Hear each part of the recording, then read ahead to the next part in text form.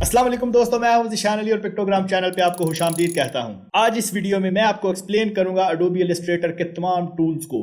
Tool bar में जो options हैं, जो टूल्स हैं, आज हम उन्हें एक्सप्लोर करेंगे, उनकी प्रॉपर्टीज़ और किस तरह से हम उन टूल्स को यूज़ करेंगे। तो आज की इस वीडियो में मैं तमाम टूल्स को इसी वीडियो में कवर कर दूंगा, तो ताकि नेक्स्ट जो हमारी वीडियोस आएंगी उसमें हमें पता हो कि हर टूल्स की क्या फंक्शनैलिटी है और हम डिजाइन्स में उन्हें किस तरह से यूज कर सकते हैं। So let's get started. सबसे पहले हम देखेंगे सिलेक्शन टूल को। इसकी शॉर्ट की है वी। जस्ट आपने कीबोर्ड से वी प्रेस करना है और आपका ये टूल एक्टिव हो जाएगा। इस टूल के चार फंक्शंस हैं। मूव, ठीक है, ये मूव। रोटेट, ठीक है, रोटेट, जिस तरह आप इसको सिलेक्ट करेंगे ये रोटेट, मूव, रोटेट। और उसके बाद है स्केल, और उसके बाद एक और ऑप्शन है राउंड कॉर्नर्स। ये चीज़, ये सिलेक्शन टूल है, इसके ये चार फंक्शन है, ये आपने याद रखने हैं। मूव, रोटेशन, राउंड कॉर्नर और स्केलिंग। स्केलिंग मतलब इसको ऑब्जेक्ट के साइज को बड़ा छोटा करना। डायरेक्ट सिलेक्शन, इसकी शॉर्ट की है ए। इसका क्या फंक्शन है अभी इस वक्त, ये देखिए मैं आपको इसके एक एग्जांपल देता हूँ। ये एक हमारे पास ग्रुप है, मैं जिसको भी सिलेक्ट करता हूँ ये सारे सिलेक्ट होते हैं, मुझे सिर्फ एक सिलेक्ट करना है। ये क्योंकि एक इस वक्त ये ग्रुप मैंने बनाया हुआ है, तो आपने जस्ट ए प्रेस करना है या इसके ऊपर क्लिक करना है। अब आप एक एक टूल को आप सिलेक्ट, इवन के ये ग्रुप है फिर भी आप एक एक ऑब्जेक्ट को सिलेक्ट कर सकते हैं। और इसका जो मेन फंक्शन होता है पाथ को, एंकर पॉइंट्स को और हैंडल्स को एडजस्ट करना। फॉर एग्जांपल ये देखिए मैं यहाँ पर सिर्फ एक एंकर पॉइंट को सिलेक्ट करके इसकी शेप को चेंज कर सकता हूँ। इसमें भी हम राउंड कर सकते हैं, ये वाली ऑप्शन जिस तरह उसमें सिलेक्शन में थी इसमें भी ये ऑप्शन है। तो ये आप इसको देखें, इसके ऊपर आपको ये हैंडल्स नज़र आ रहे हैं। आप इन हैंडल्स को इस तरह डायरेक्ट सिलेक्शन टूल की मदद से आप इन हैंडल्स को इस तरह एडजस्ट कर सकते हैं, आप इन्हें मूव कर सकते हैं। जस्ट आपने क्लिक करना है, इसको एक बार सिलेक्ट करना है और ऊपर नीचे जो जिस तरह से आपने उसको करना है आप डायरेक्ट सिलेक्शन टूल की मदद से कर सकते हैं। तो आपको इन दोनों टूल्स का डिफरेंस पता चल गया होगा, इसमें हमारे पास क्या ऑप्शंस हैं और इसमें हमारे पास क्या ऑप्शंस हैं। अब नेक्स्ट ऑप्शन है मैजिक वॉन्ड। जो भी आपके पास सिमिलर ऑब्जेक्ट्स होंगे ना, सिमिलर प्रॉपर्टीज उनकी, जिस तरह ये कलर्स हो गए या इस तरह, आप उनको एक के ऊपर आप क्लिक करेंगे ना तो आप ये देखिए 1 2 3 4, ये इसने चारों को सिलेक्ट कर लिया। अब आपके पास एक ऐसा डिज़ाइन है जिसमें काफ़ी ज़्यादा ऑब्जेक्ट्स हैं और आपको पता है कि इस कलर की, अब मैं इसके ऊपर क्लिक करता हूँ, इस कलर के उसने चारों को इसने सिलेक्शन में ले लिया। तो ये मैजिक वॉन्ड का जो है ना ये फंक्शन है। इसके बाद है लासो। लासो से क्या होता है, आपने इस तरह करके अपनी एक शेप बनानी है, ठीक है। इस शेप के अंदर जितने मतलब वो आएंगे ना एंकर पॉइंट्स, ये उनको सिलेक्ट करेगा। अब दो शेप्स के इसके अंदर एंकर पॉइंट आए थे, ये इसने उनको सिलेक्ट कर लिया। अब मैं इसके ऊपर इस तरह करता हूँ तो इन दोनों शेप्स के एंकर पॉइंट्स इसने सेलेक्ट कर लिए हैं, ये देखिए आप। तो इस तरह से इवन के ये ग्रुप है, अगर आप इस तरह करके इसको इस तरह करेंगे तो ये दो शेप्स को मैंने ड्रा किया तो उसके भी एंकर पॉइंट उसने सेलेक्ट कर लिए हैं। उसके बाद आता है पेन टूल। पेन टूल में आपने जिस पॉइंट के ऊपर क्लिक करना है अपने आर्ट बोर्ड में, वहाँ पर एक एंकर पॉइंट बन जाएगा। अगर आप चाहते हैं कि मुझे यहाँ से ये थोड़ा कर्व में चाहिए, आप इस तरह ड्रैग करेंगे। इसको ड्रैग करने के साथ साथ वो आपके पास वो एंकर पॉइंट ऐड, जो आपने जहाँ से फर्स्ट से स्टार्ट किया था उसके ऊपर आप दोबारा क्लिक करेंगे तो ये आपका ऑब्जेक्ट क्लोज हो जाएगा। ये पेन टूल है, ये बहुत इंपॉर्टेंट टूल है और इसकी बहुत ज़्यादा प्रैक्टिस की भी ज़रूरत है इसमें, क्योंकि डिफरेंट किस्म की शेप्स बनाने के लिए इसका हम इस्तेमाल करते हैं। इसमें अब ये प्लस और माइनस है, ठीक है। आप इसको सिलेक्ट भी कर सकते हैं, लेकिन अगर आप किसी भी एंकर पॉइंट के ऊपर जाएंगे ना तो आप देखेंगे कि वो हमारा जो कर्सर है उसके नीचे माइनस आ गया। इसका मतलब कि ये यहाँ से इसको डिलीट करेगा। ये देखें, अगर आप किसी भी पाथ के ऊपर ऐसे ही आते हैं जिसके ऊपर कोई एंकर पॉइंट नहीं है तो आप देखेंगे कि नीचे प्लस का साइन, आप क्लिक करेंगे तो आपका वहां पर एक एंकर पॉइंट बन जाएगा। एक यहाँ पर ऑप्शन है एंकर पॉइंट टूल। आप किसी भी एंकर पॉइंट के ऊपर क्लिक करेंगे ये उसको स्ट्रेट लाइन में कन्वर्ट करेगा। ये इस वक्त हमारे पास जो एंकर पॉइंट है ये कर्व है, मैं इसके ऊपर क्लिक करूंगा ये उसको उसने स्ट्रेट कर दिया। जहां पर अब देखें मैं इसको क्लिक करूंगा तो इसने इसको स्ट्रेट लाइन के ऊपर कन्वर्ट कर दिया, लेकिन मैं जब इसको इस तरह ड्रैग एंड ड्रॉप करूंगा ये इसने दोबारा से उसको राउंड शेप में भी कर दिया और साथ इसने मुझे हैंडल्स भी दे दिए हैं। अब यहाँ पर हमारे पास एक टूल है कर्वेचर। इससे क्या होगा, ऑलरेडी हमारे पास एक कर्व शेप आएगी। ये देखें, आपको पेन टूल में पता है आपको ड्रैग एंड ड्रॉप करके कर्व ऐड करना पड़ता है, लेकिन ये ऑलरेडी ये खुद ही ऑटोमेटिकली आपके साथ जिस तरह आप ड्रा करते जाएंगे उस हिसाब से ये कर्वेचर ऐड करता जाएगा आपके साथ साथ। ये देखिए मैं हालांकि बिल्कुल स्ट्रेट के ऊपर क्लिक कर रहा हूँ और आप इसकी मदद से इस तरह डिफरेंट टाइप्स की शेप्स को, और जब आप यहाँ पर इसको क्लोज करेंगे तो ये इस तरह शेप ड्रा हो जाएगी। इसके बाद है टाइपोग्राफी की हमारे पास ऑप्शन है टाइप टूल। जस्ट आप टाइप टूल के ऊपर क्लिक करके आप यहाँ पर लिखेंगे, आप इसको सिलेक्ट करके इसका फॉन्ट एडजस्ट कर सकते हैं। एक आपके पास ऑप्शन है एरिया टाइप टूल। आपने सिंपली एरिया टाइप टूल के ऊपर क्लिक करना है और आपने पाथ के ऊपर क्लिक करना है। फॉन्ट आप छोटा बड़ा जितना भी आपने एडजस्ट करना है वो आप करें, और या अब आपकी राइटिंग इस पाथ के अंदर अंदर होगी। अब एक यहाँ पर ऑप्शन है type on a path tool. आप इसके ऊपर क्लिक करेंगे, आप किसी भी पाथ के ऊपर क्लिक करेंगे, आप देखेंगे वो टेक्स्ट उस तरह से आपके पाथ के हिसाब से एडजस्ट हो जाएगा। और उसके बाद है vertical type tool. Vertical type tool में आप जस्ट क्लिक करेंगे, आप वर्टिकली आप अपना कोई भी टेक्स्ट लिख सकते हैं। उसके बाद है वर्टिकल एरिया टाइप टूल। अब आप जस्ट अपने पाथ के ऊपर क्लिक करेंगे, अब आपके पास ये इस तरह वर्टिकली आप अपनी शेप के अंदर टाइपिंग कर सकते हैं। उसके बाद है vertical type on a path tool. इसके ऊपर आप क्लिक करेंगे, आप जिस भी पाथ के ऊपर वर्टिकली उसके ऊपर आप टाइपिंग कर सकेंगे। टच टाइप टूल, इससे आप क्लिक करेंगे, आप एक एक किसी भी ऑब्जेक्ट को रीसाइज कर सकते हैं। ये देखें, उसको आप रोटेट कर सकते हैं। आपके पास फॉर एग्जांपल डिज़ाइन आता है कुछ इस तरह, आप इसको ऊपर नीचे भी कर सकते हैं। इसी तरह आप इसको भी रोटेट करके इसका भी आप साइज़ इंक्रीज करके, आप जिस तरह आपके पास डिज़ाइन हो आप उस हिसाब से इसे एडजस्ट कर सकते हैं। तो ये आप इस कमांड, इस ऑप्शन की मदद से आप टेक्स्ट को इंडिविजुअली आप उसका साइज़ इंक्रीज, रोटेट और डिफरेंट ऑप्शन आप इसमें कर सकते हैं। उसके बाद है लाइन सेगमेंट टूल। आपने ड्रैग एंड ड्रॉप करके आपको लाइन आप ड्रा कर सकते हैं इससे। और इसके बाद आर्क टूल, इससे आप कर्व लाइन आप एक ड्रा कर सकते हैं, ऊपर नीचे जिस तरह का आपको कर्व चाहिए आप उस हिसाब से इसे ड्रा कर सकते हैं। स्पाइरल टूल, इसको आपने इस तरह ड्रा करके एरो की से आप प्लस ऊपर और नीचे करेंगे ना, ये देखिए आपको मैं थोड़ा जूम करके, ये ऊपर नीचे इस तरह, तो वो आपके पास और सर्कल्स ऐड होते जाएंगे।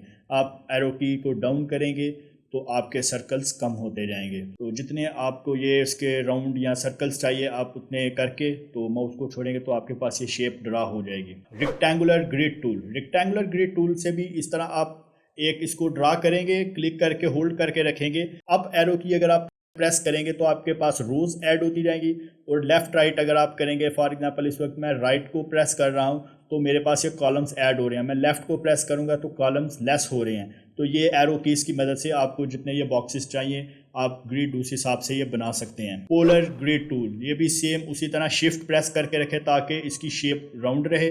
उसके बाद शिफ्ट को प्रेस करके आप रखें, एरो की अप करेंगे तो आपके सर्कल्स ज़्यादा हो जाएंगे, एरो की डाउन करेंगे तो सर्कल्स कम हो जाएंगे।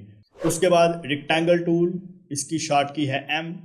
आपने इस तरह एक रेक्टेंगल ड्रा करना है, कोई आप की प्रेस नहीं करेंगे तो आप मैनुअली आप इसमें हॉरिजॉन्टल और वर्टिकल साइज़ बराबर नहीं होगा, आप एक रेक्टेंगल ड्रा कर सकते हैं। लेकिन अगर आप शिफ्ट प्रेस करके करेंगे तो ये एक पूरा स्क्वायर बनेगा, इसलिए हॉरिजॉन्टल और वर्टिकली इक्वल साइज़ होंगे इसके।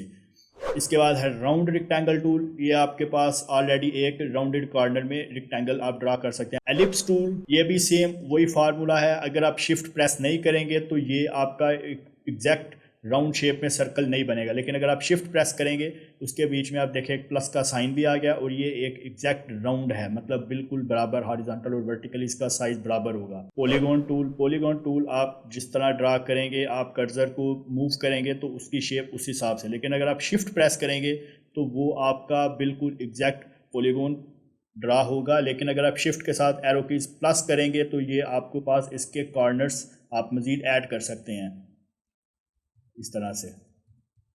तो ये 3 कॉर्नर से लेकर आप जितने भी इसमें ऐड कर सकते हैं आप उतने इसमें ऐड कर सकते हैं। उसके बाद स्टार टूल, आप स्टार इस तरह ड्रा करेंगे, होल्ड करके रखेंगे, माउस का क्लिक नहीं छोड़ेंगे और आप शिफ्ट प्रेस करेंगे तो ये एक एग्जैक्ट शेप आ जाएगी। और साथ अगर आप कंट्रोल प्रेस करेंगे तो ये देखिए आप इसके जो पॉइंट्स हैं उनको इंक्रीज़ कर सकते हैं, ठीक है। तो अगर आपको यहाँ तक ही इसका चाहिए था तो आप इसको कंट्रोल को छोड़ें लेकिन शिफ्ट को प्रेस करके रखें, अब आप इसका साइज़ बड़ा छोटा कर सकते हैं। लेकिन जैसे ही आप कंट्रोल प्रेस करेंगे तो अब आप सिर्फ कॉर्नर्स को एडजस्ट कर सकते हैं, जो बीच में स्टार का जो साइज़ है वो सेम रहेगा। एरो कीज़ में से अप प्रेस करेंगे आप तो इस तरह से आप इसके पॉइंट्स ऐड करते जाएंगे। फ्लेयर टूल, फ्लेयर टूल में आप इस तरह एक यहाँ पर आप एक फ्लेयर ऐड करेंगे और एक यहाँ पर आप क्लिक करेंगे तो ये एक इस तरह एक फ्लेयर बन जाएगा। आप अपने किसी भी ऑब्जेक्ट के ऊपर या जेपीजी इमेज के ऊपर आप इसको ऐड कर सकते हैं। उसके बाद paint brush tool. Brush tool से आप मैनुअली माउस के साथ कोई भी आप ड्रा कर सकते हैं। ब्रश टूल से आप सिर्फ एक पाथ ड्रा करेंगे। ये एक ऑब्जेक्ट नहीं है, ये सिर्फ एक पाथ है। अगर आप कहते हैं कि आपको इसकी थिकनेस ज़्यादा चाहिए तो आप ब्रैकेट की इसको प्रेस करेंगे तो ये आप देखेंगे, कर्सर को आप देखें उसके अंदर राउंड, ये आप ज़्यादा थिक पाथ ड्रा करेगा। अब है ब्लॉब ब्रश टूल। ये एक मैंने आप लाइन इसलिए आपको ड्रा की है, आपको इसका पेंट ब्रश टूल और ब्लॉब ब्रश टूल दोनों का डिफरेंस भी मैंने आपको बताना है। ये एक ऑब्जेक्ट हो गया। एक हम इसको थिक करके ब्रैकेट की अप वाली आप प्रेस करें तो ये आप इस तरह।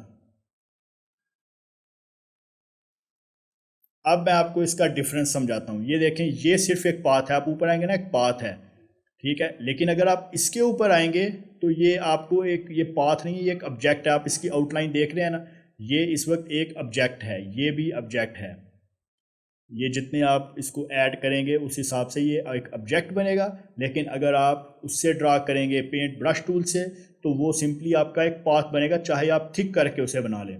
ये शेपर टूल, टैब और पेन जो ऐड होता है ना कि वो सिस्टम के साथ, आपके पीसी के साथ, उसमें इससे इसकी मदद से आप बहुत इजीली शेप ड्रा कर सकते हैं। वैसे तो माउस से भी हो जाता है। जिस तरह मैं एक मतलब मैंने एक रफ सा सर्कल ड्रा किया तो उसने मुझे एक परफेक्ट सर्कल दे दिया। अब मैं एक स्क्वायर ड्रा करता हूँ रफ सा, वो भी आपने दिया।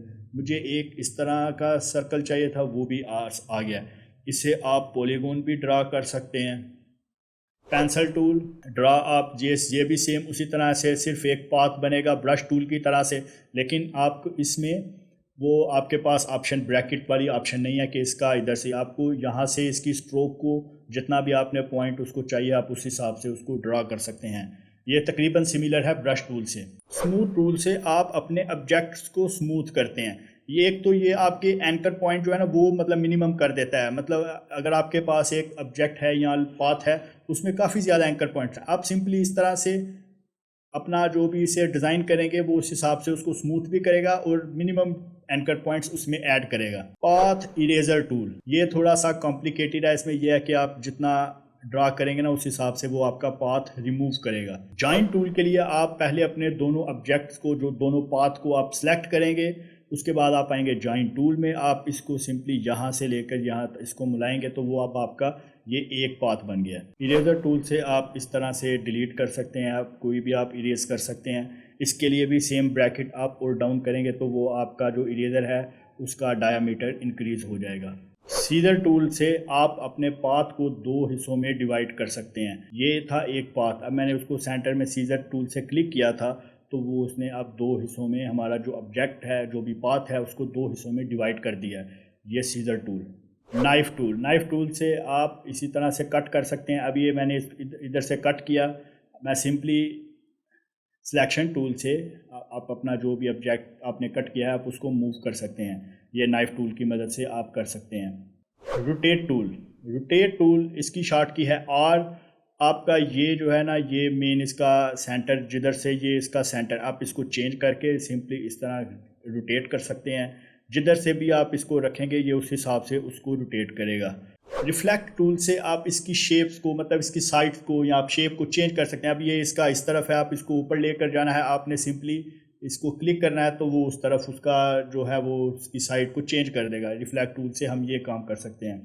स्केल टूल, स्केल टूल में क्या होता है, आपने शिफ्ट प्रेस करके रखना है। जिस साइड में आप कर रहे हैं ना, आप लेफ्ट राइट करेंगे तो ये इधर से बड़ा होगा, लेकिन आपने शिफ्ट को प्रेस करके रखा। अगर आप शिफ्ट प्रेस नहीं करेंगे तो आप मैनुअली उसको अपने हिसाब से जितना भी आपको चाहिए ऑब्जेक्ट आप उस तरह कर सकते हैं। शेयर टूल से आप इस तरह से अपना जो भी आपके पास रेक्टेंगल है या ड्रा है आप उसको शेयर, इस तरह से उसकी शेप्स को चेंज कर सकते हैं। रीशेप टूल, इसकी मदद से आपके पास पाथ है उसको आप किसी भी तरह से रीशेप कर सकते हैं। Width tool, shift plus W, इससे आप जस्ट ड्रैग एंड ड्रॉप करेंगे तो आप इस तरह से इसको अपने पाथ को रीसाइज कर सकते हैं जितना भी आपको चाहिए, और आप किसी भी जगह से उसको कम या ज़्यादा कर सकते हैं। वाइट जो निशान है इसका मतलब आपने यहाँ पर इसके साथ छेड़छाड़ की हुई है। वाइट के ऊपर आएंगे, आप इसको इस तरह से रीसाइज कर सकते हैं। वार्प टूल, जस्ट आप ड्रैग एंड ड्रॉप करके आप उसको अपने जो भी आपका ऑब्जेक्ट है उसका इस तरह से आप शेप्स उसकी चेंज कर सकते हैं। ये वार्प टूल है। अब है ट्विडल टूल, जिस पाथ के ऊपर आके आप उसको क्लिक करके उसको होल्ड करके रखेंगे तो ये इस तरह से ट्विल्स क्रिएट करेगा। पकड़ टूल से आप इस तरह से अपने पाथ को इस तरह ड्रैग एंड ड्रॉप करके आप डिफरेंट चीज़ें क्रिएट कर सकते हैं। ब्लोट टूल, ये इस तरह आप क्लिक करके रखेंगे तो आप इस तरह से उसकी शेप्स को बाहर लेकर जाएंगे। पकड़ टूल में वो शेप को अंदर लेकर आता था, लेकिन इससे आप बाहर लेकर जाएंगे। स्कैलप टूल,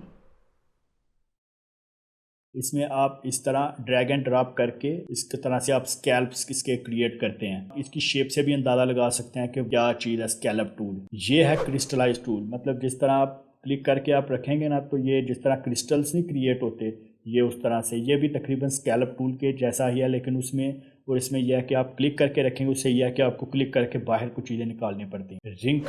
रिंकल टूल में आप इस तरह से रिंकल्स क्रिएट करते हैं।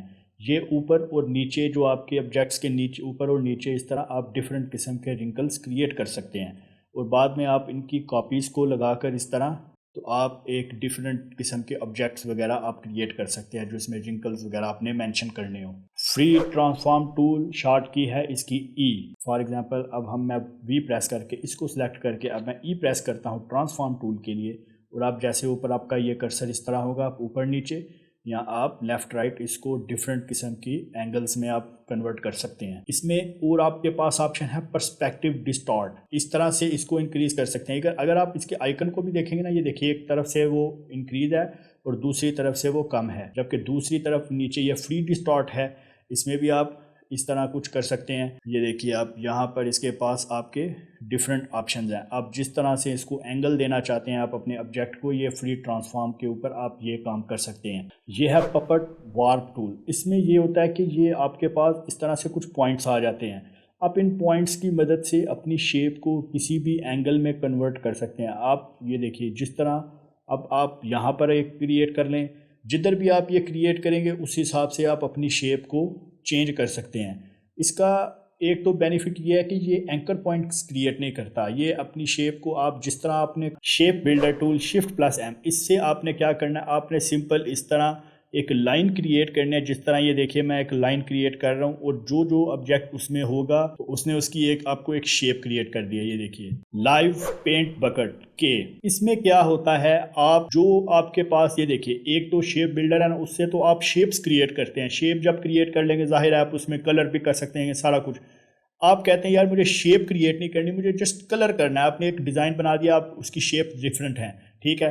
अब आप ये देखिए मैं यहाँ से एक कलर चूज़ करता हूँ ये वाला, तो मैं यहाँ पर ये कलर कर लेता हूँ। तो आप डिफरेंट आप जस्ट कलर चेंज करें, आपको कोई भी कलर ग्रीन आप सेलेक्ट करें, आप यहाँ पर कहते हैं कि मुझे ग्रीन करना है, तो जैसे ही हम ये कलर सारे लगा लेंगे, अब एक ग्रेडियंट लगा लेते हैं इसके ऊपर, ये हमने कलर लगाई, ये इसने ऑब्जेक्ट्स को ब्रेक नहीं किया, मैं जैसे ही इसको बाहर करूँगा ये वापस अपनी असली हालत में चला जाएगा।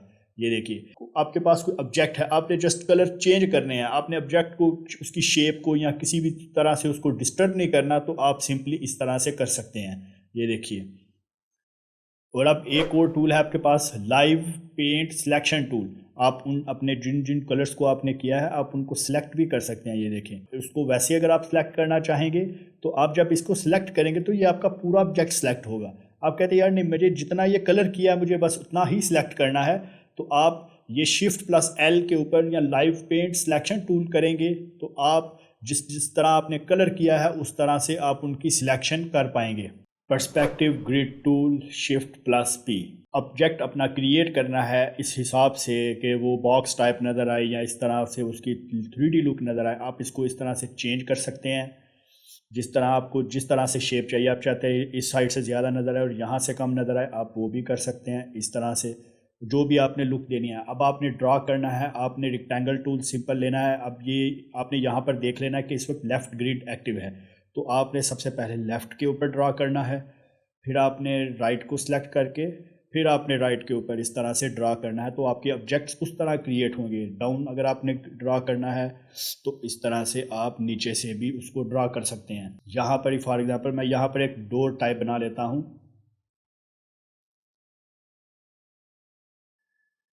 और एक यहाँ पर हम इस तरह ऊपर एक विंडो टाइप बना लेते हैं, ठीक है।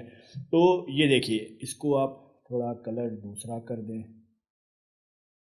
ये आप इस तरह से इसको बना सकते हैं। आपने सिंपली इसके ऊपर दोबारा क्लिक करना है और इधर से आप क्लोज करेंगे तो फिर आपका वो ग्रिड क्लोज होगा। तो उसके बाद आपके पास है पर्सपेक्टिव सिलेक्शन टूल। इससे क्या होगा, आप ये चीज़ें आप देखें, इसको आपने मूव करना है ना, वो उसी अपने उस एंगल के हिसाब से ही मूव होगा। ये देखें, ठीक है, ये चीज़ है, अपने उसको मूव करना है किसी भी जगह पर, तो वो अपना जो उसने ग्रिड आपने उसका सेट किया हुआ है ये उसके हिसाब से ही मूव होगा। जब आप उसके ऊपर वापस जाएंगे तो वो चीज़ अपनी उस तरह से वापस वो हो जाएगी। ये देखिए इस तरह से। तो इसको आपने ग्रिड को रिमूव करना है ना, आपने इसके ऊपर ये जो ऊपर एक्स बना हुआ है ना, इसके ऊपर आपने क्लिक करना है तो आपका ग्रिड रिमूव हो जाएगा। अब ये है मैश, इसकी शॉर्ट की है यू। आप इसको प्रेस करें, आप जिधर भी क्लिक करते जाएंगे वो उस तरह से उसके डॉट्स क्रिएट करता रहेगा। अब आप क्या करेंगे, एक डॉट के ऊपर आप क्लिक करेंगे और आप कोई भी उसमें कलर कर सकते हैं। जिस डॉट के ऊपर आप क्लिक करेंगे आप उस हिसाब से उसके ऊपर क्लिक करके अपना कोई भी कलर आप सेलेक्ट कर सकते हैं। तो ये आप 3D लुक्स या इस तरह कोई बॉल वगैरह आपने ड्राइंग करनी हो तो उसके लिए ये काम आती है ये ऑप्शन। ग्रेडियंट जी, इसकी शॉर्ट की है जी।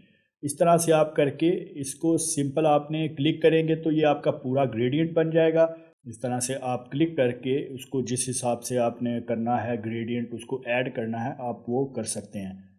तो इसके कलर्स के लिए आप यहाँ पर डिफरेंट कलर्स आप ट्राई कर सकते हैं।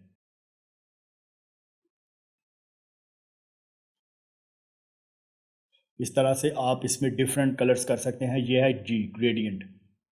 अब है डायमेंशन। डायमेंशन से क्या होगा, आपने सिंपली एक पाथ के एक कॉर्नर पे क्लिक करके आपने दूसरे एंकर तक जाना है। उसके बाद आप ऊपर चले जाएं, नीचे आ जाएं, वो आपको बता रहा है कि ये 301.03 पिक्सल है। आपने जस्ट क्लिक करना है तो वो उस हिसाब से आपकी, अब आप इस एंकर पर क्लिक करें और दूसरा आप क्लिक करें नीचे और इस तरह से आप आ जाएंगे तो ये आपको उसके पिक्सल्स जो भी आपने डायमेंशन सेट की होगी वो आपकी उसमें सेट कर देगा।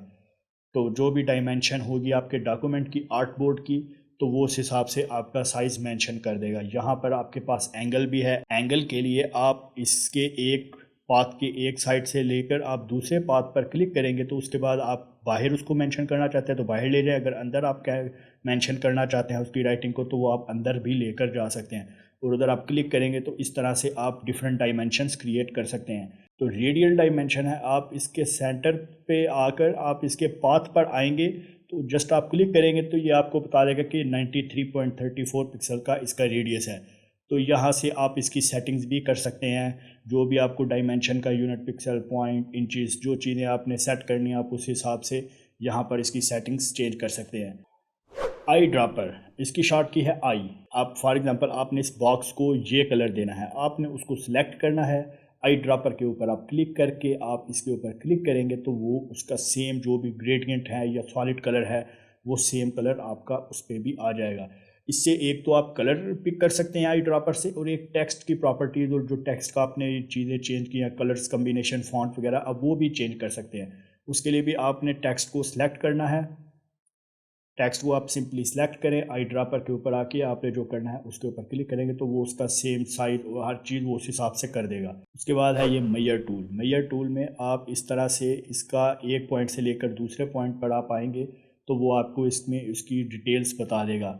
नेविगेटर में वो किस जगह पर है आपके पास वो भी आपको मेंशन करेगा, और उसकी जो पोजीशन है, सारे पॉइंट्स, वो आपको इससे वो पता चल जाएगा। ब्लेंड, डब्ल्यू, इसकी शॉर्ट की है डब्ल्यू।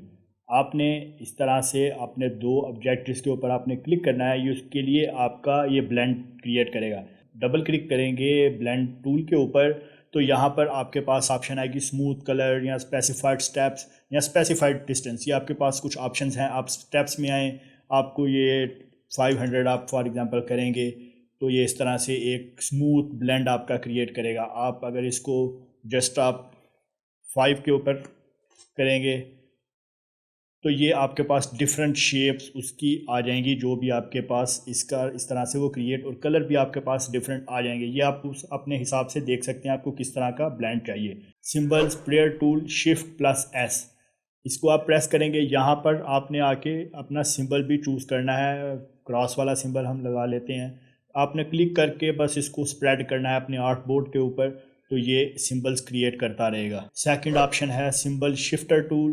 ये उनकी जो है ना वो शिफ्टिंग करेगा, इधर उधर उनको करेगा, ये आपको फील हो भी रहा होगा। ये देखें इस तरह से। सिंबल स्क्रंचर टूल, ये उनको पास पास करेगा। ये देखिए, आपने जस्ट क्लिक करके रखना है और इस तरह से आपने ड्रैग एंड ड्रॉप करना है, वो आपके सिंबल्स करीब आते जाएंगे। सिंबल साइजर टूल, जिस जगह पर आकर आप क्लिक करके रखेंगे वो सिंबल का साइज़ क्रिएट करता रहेगा। ये देखें, आप क्लिक करके रखेंगे तो वो काफ़ी बड़े हो जाएंगे। सिंबल स्पिनर टूल, ये रोटेट, आपने जस्ट उसको, ये जिस तरह से एरो कर रहा है मूव, जिस हिसाब से आप उस हिसाब से उसको करते जाएंगे तो आपके सिंबल्स उसी डायरेक्शन में मूव हो जाएंगे। सिंबल स्टेनर टूल, इसमें यह है कि आप उसका कलर चेंज कर रहे हैं उसमें। आप सिंबल स्क्रीनर टूल, ये उसको ट्रांसपेरेंट कर रहा है, कुछ सिंबल्स आपने उनको ट्रांसपेरेंट थोड़ा करना है तो आप symbol screener tool. Symbol styler tool के लिए आपने यहाँ से कोई ग्राफिक चूज़ करना है तो उसके ऊपर जब जो भी ग्राफिक के ऊपर आप क्लिक करेंगे वो आप सिंबल आपका उस हिसाब से